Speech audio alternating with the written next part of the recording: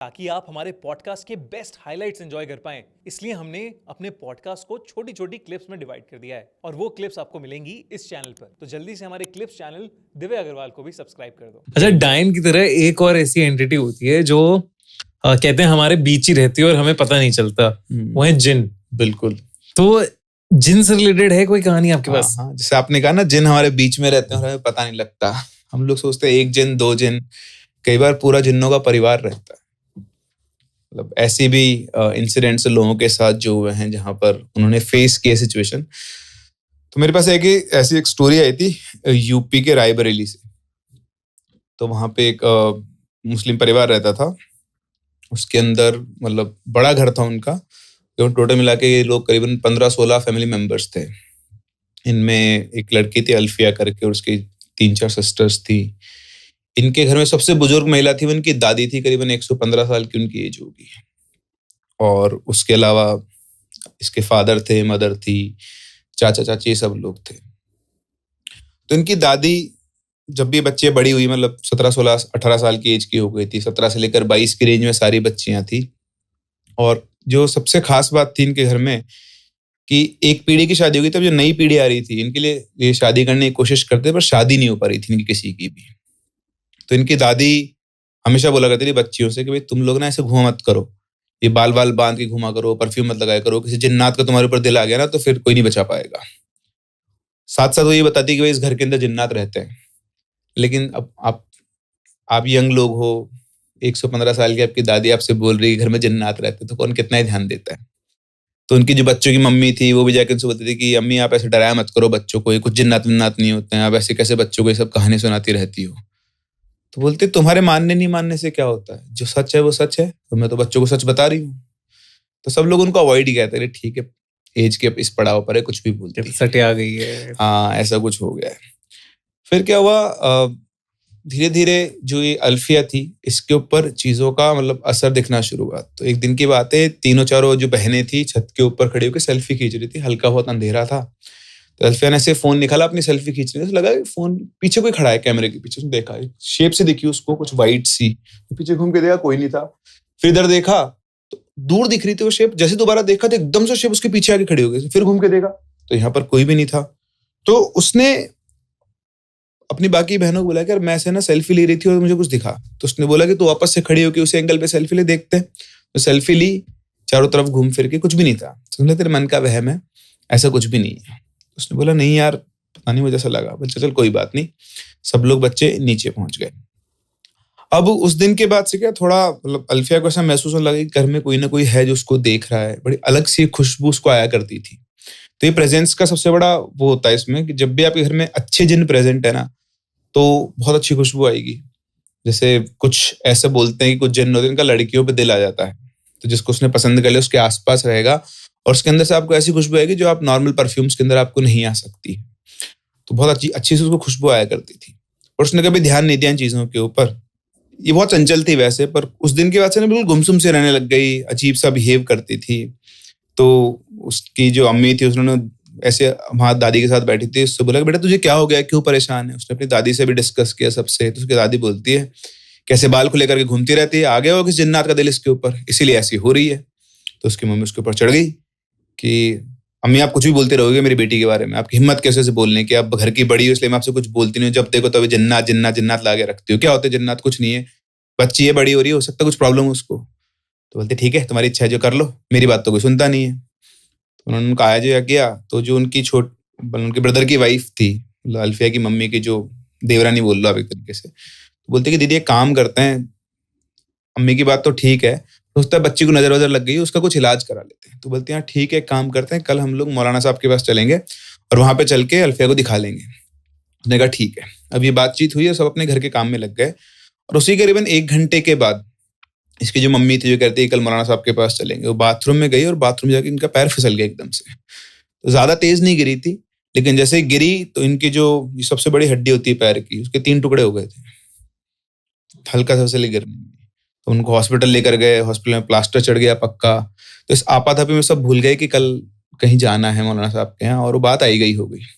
और तो जो अल्फिया थी उसकी प्रॉब्लम बढ़ने लगी धीरे धीरे।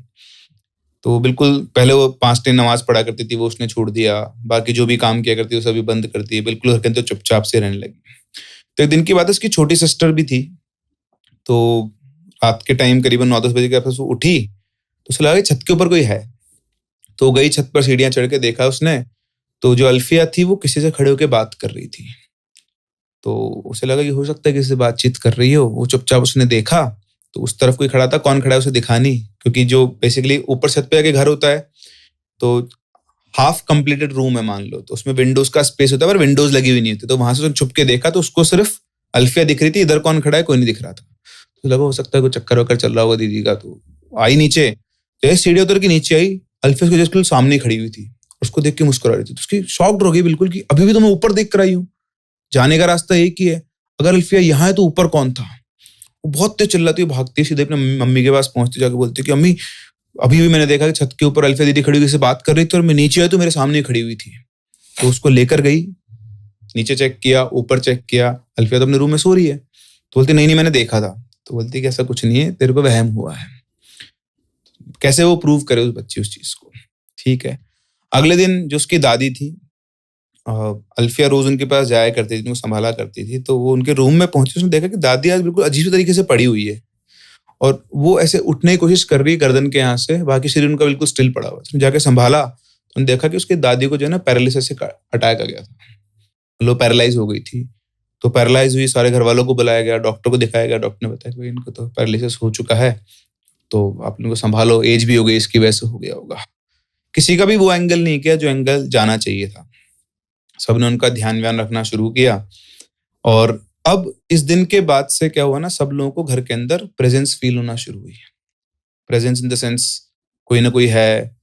एक रात की बात है कि जो अल्फिया की मदर है ये उठी हुई थी, आई थिंक अल्फिया की मदर ही थी। वो किचन में गई पानी पीने रात के टाइम। जैसे वो पानी पी रही थी तो बाहर उनके सामने वॉश बेसिन लगा हुआ था हाथ धोने का, नीचे से टंकी लगी थी, नीचे नल खोलते हैं, तो वहां पर करीबन 7-8 फीट का एक आदमी बैठ के सफेद कपड़ों के अंदर अपने हाथ धो रहा था, यहाँ से कोनियों से इस तरह से। तो उसे देख के बुरी तरह घबरा गई और वहीं की वहीं बेहोश हो गई।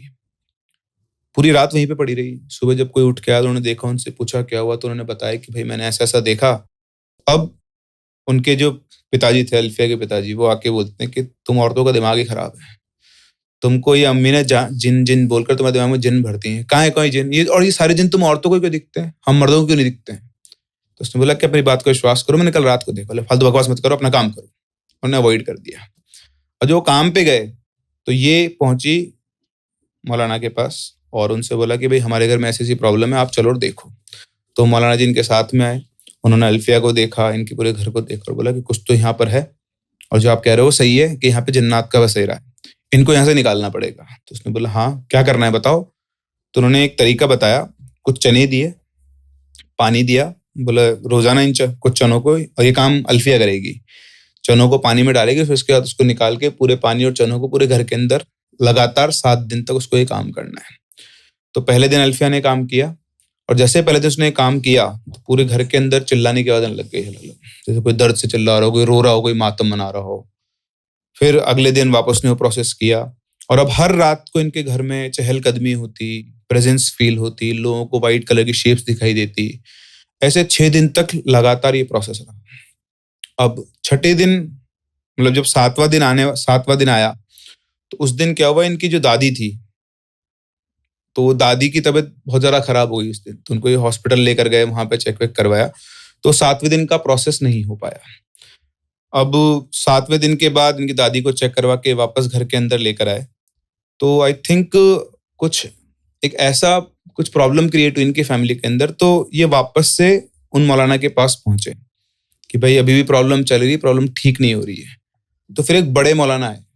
जब वो बड़े मौलाना आए तो उनके साथ छोटे वाले मौलाना भी थे साथ में। तो घर के अंदर घुसे और अंदर घुसते ही, अच्छा जो बड़े मौलाना थे वो व्हील चेयर के ऊपर थे, चल नहीं पाते थे, तो अंदर आए। जैसे ही वो अंदर घुसते वो चीजें सेंस हुई।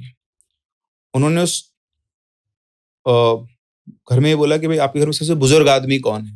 तो उन्होंने बताया कि भाई ऐसे ऐसे वो दादी हैं लेकिन वो बोल नहीं सकती। तो कोई बात नहीं, आप मुझे उनके पास में लेकर चलो।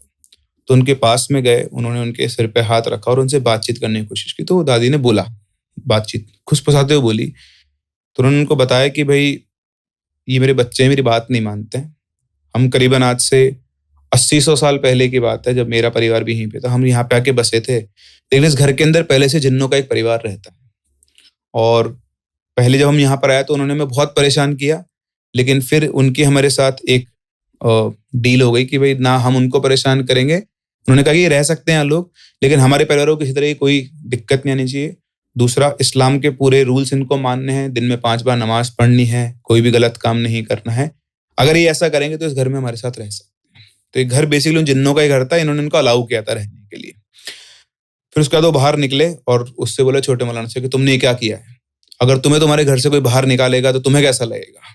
तुम उन जिन्नों को उनके घर से बाहर निकालना चाहते हो, और तुमने इस लड़की से जो काम करवाया ना, उसकी वजह से उस जिन्नात के परिवार के एक बच्चे की मौत हो गई है, और इसलिए वो लोग बहुत गुस्से में और इस पूरे परिवार को तहस नहस कर देंगे।